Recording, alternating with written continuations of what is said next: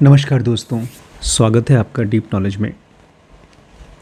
गुरु दत्तात्रेय जैसा इंसान या कोई भी गुरु हो, वो सबको नहीं सिखा पाता, क्योंकि वो देखता है हम में से ज़्यादातर लोग अपनी ज़िंदगी बर्बाद कर रहे हैं, अपना टाइम वेस्ट कर रहे हैं किसी ऐसी चीज़ में जो पॉसिबल नहीं है।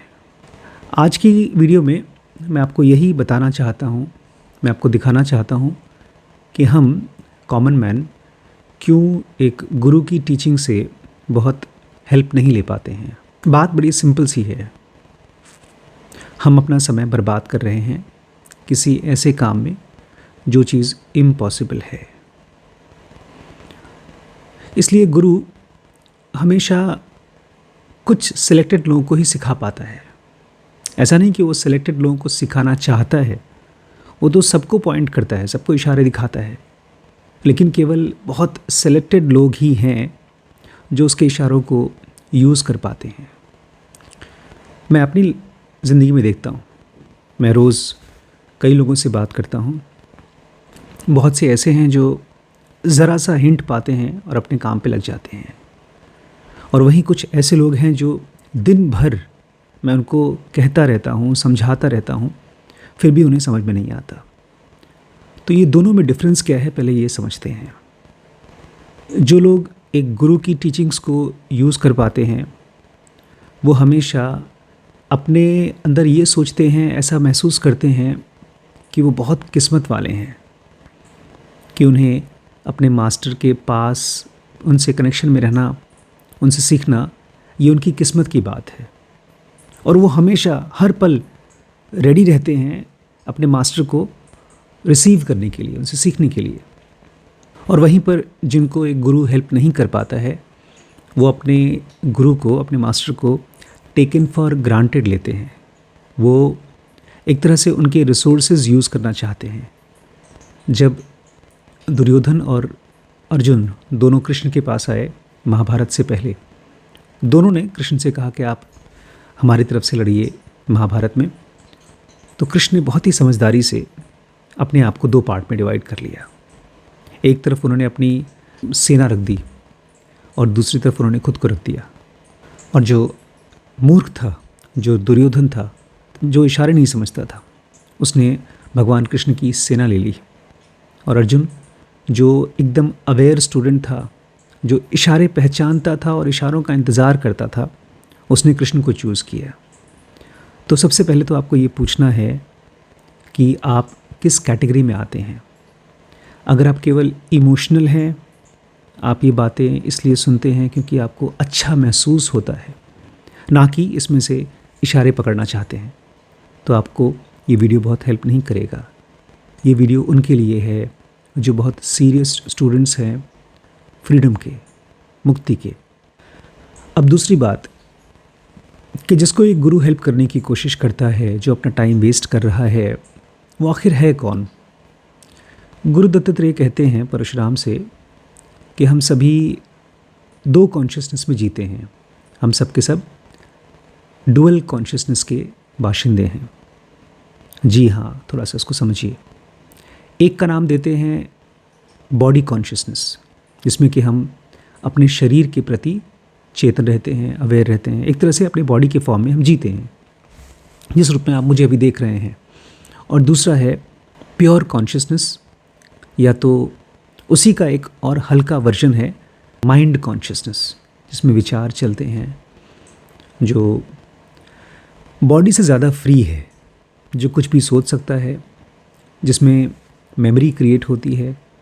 और उसका एक बहुत ही अच्छा स्टेट है माइंड कॉन्शियसनेस का, स्लीप, जिसमें आप आराम कर पाते हैं, जिसमें आप सपने देख पाते हैं। तो हम सभी के अंदर में दो कॉन्शियसनेस है। एक बॉडी कॉन्शियसनेस, जिसके ज़रिए आप फिज़िकल वर्ल्ड को, चीज़ों को देख पाते हैं, कुछ खा पाते हैं, किसी चीज़ को महसूस कर पाते हैं, सर्दी और गर्मी को अपने स्किन में फील कर पाते हैं, आवाज़ों को सुन पाते हैं। और वो चीज़ आपको इसी फिज़िकल वर्ल्ड में और गहरे से ले जाती है, इस फिज़िकल दुनिया के साथ और आपका तादाद में और आपका रिलेशनशिप मजबूत करती है। तो वो तो है बॉडी कॉन्शियसनेस। और दूसरा है माइंड कॉन्शियसनेस या तो प्योर कॉन्शियसनेस। हम सबके अंदर में ये दोनों होता है। ये माइंड कॉन्शियसनेस थॉट्स की दुनिया में ले जाता है, सूक्ष्म दुनिया में ले जाता है, और यही आगे चल करके एक प्योर कॉन्शियसनेस की स्टेट में आपको ले जा सकता है। लेकिन ऐसा होता नहीं है, क्योंकि हम सब एक ऐसी चीज़ करने की कोशिश कर रहे हैं जो इम्पॉसिबल है। इसे समझने के लिए मैं चाहता हूँ आप एक नया पर्सपेक्टिव लें, एक नया नज़रिया लें। जब आप अपने आप को शीशे में देखते हैं, जब आप कुछ खाते हैं, जब आप कुछ बड़ा खूबसूरत सा कपड़ा पहन करके कहीं घूमने जाते हैं, किसी पार्टी में जाते हैं, या आप किसी सेलिब्रेशन का हिस्सा बनते हैं, आप किसी शादी में गए, किसी बर्थडे पार्टी में गए, या किसी भी तरह की एक ऐसी चीज़ में, एक ऐसे फंक्शन में आप पार्टिसिपेट करते हैं जिसमें आप बड़े खुश हैं।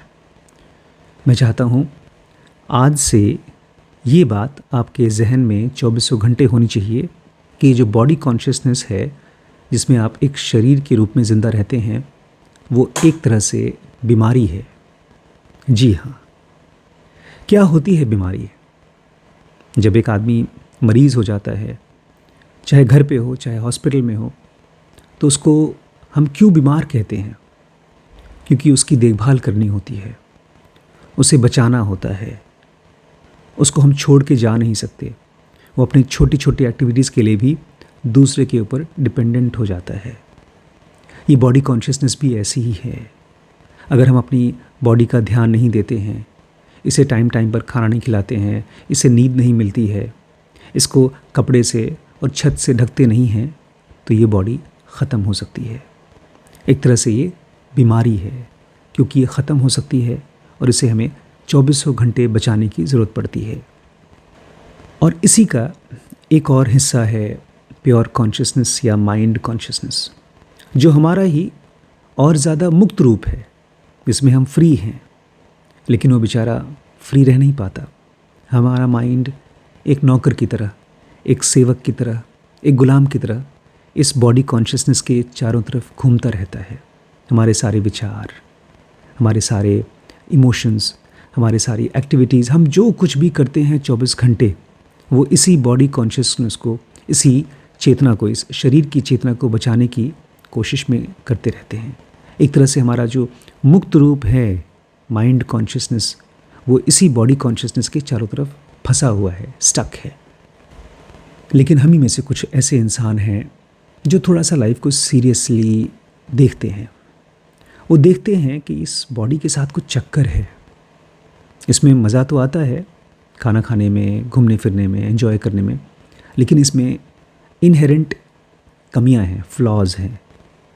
ये दर्द, बीमारी और मृत्यु के साथ श्रापित है। जो इस चीज़ को जानता है, समझता है, वो फिर आध्यात्म के रास्ते पे बहुत सीरियसली चलना शुरू कर देता है। वो एक क्यूरियस इंसान से हट करके एक सीरियस डिसाइपल हो जाता है, और ऐसा इंसान गुरु के इशारों को खोजना शुरू करता है। वो केवल स्टूडेंट नहीं रह जाता, वो सचमुच का सीकर हो जाता है। वो एक ही किताब को, चाहे वो भगवद गीता हो, बाइबल हो, चाहे कुरान हो, जिस भी किताब से उसको अपना रास्ता दिखाई दे रहा है, ज्ञान मिल रहा है, तो उसको बार बार पढ़ता है, अलग अलग तरीके से पढ़ता है, ताकि वो समझ सके कि इस बॉडी कॉन्शियसनेस से मुक्त होने का ज़रिया क्या है। अब एक बहुत नई चीज़ मैं आपको चाहता हूँ दिखाना। आप देख पाएंगे या नहीं देख पाएंगे मैं नहीं जानता, लेकिन मैं दिखाना चाहता हूँ। आग होती है, फायर, वो हर किसी चीज़ को जला सकती है, जलाती भी है। पानी हर किसी चीज़ को गीला कर देता है, और कोई भी चीज़ आग के पास या पानी के पास बहुत समय तक रहे तो ख़त्म हो जाती है। पानी उसको पिघला देता है, आग उसको जला देता है। ये बॉडी भी एक ऐसी ही एंटिटी के पास 24 घंटे रहता है। और खाली ये बॉडी नहीं, ये फिज़िकल वर्ल्ड एक ऐसी एंटिटी के कांटेक्ट में, एसोसिएशन में रहता है कि वो बहुत जल्दी ख़त्म हो जाता है।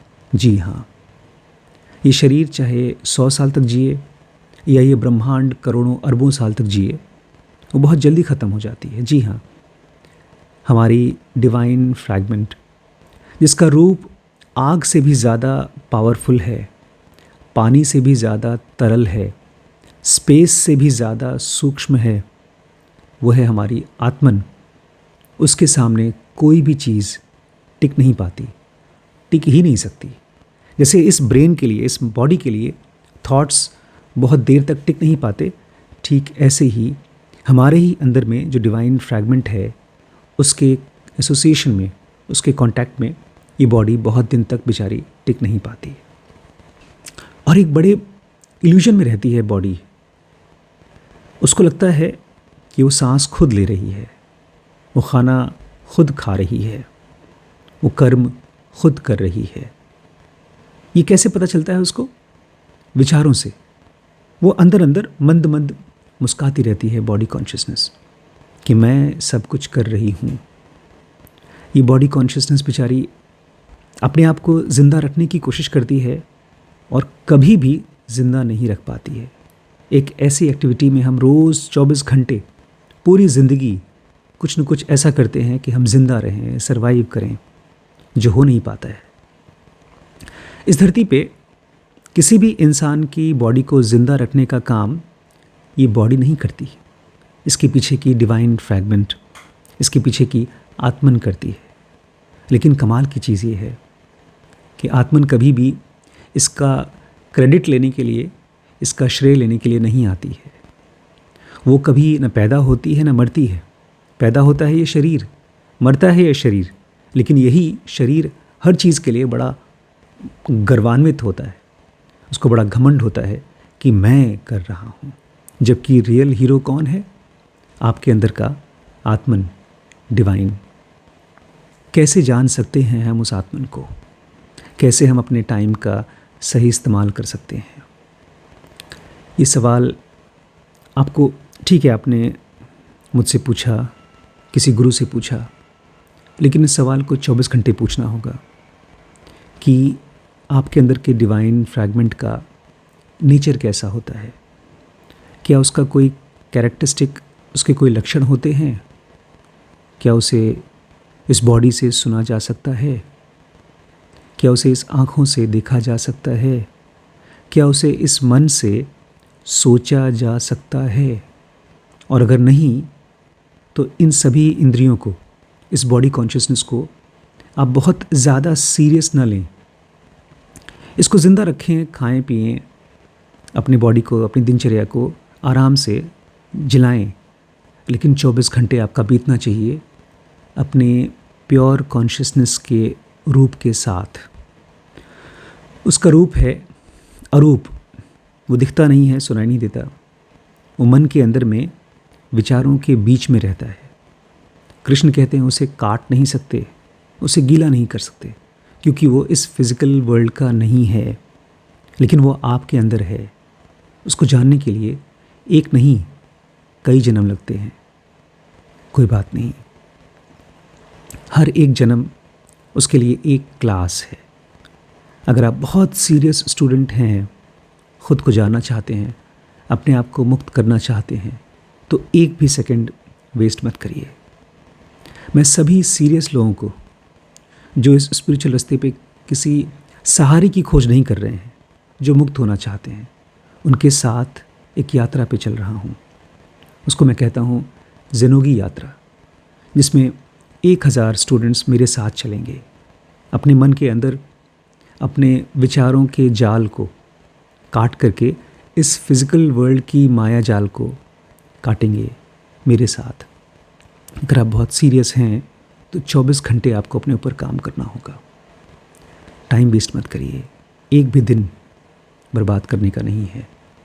इस बॉडी कॉन्शियसनेस को आप ज़िंदा नहीं रख सकते। इस माइंड को यूज़ करिए डिवाइन को स्टडी करने के लिए, उसको पढ़ने के लिए, उसको समझने के लिए और अल्टीमेटली उसे जीने के लिए। एक भी सेकंड वेस्ट मत करिए, ठीक है?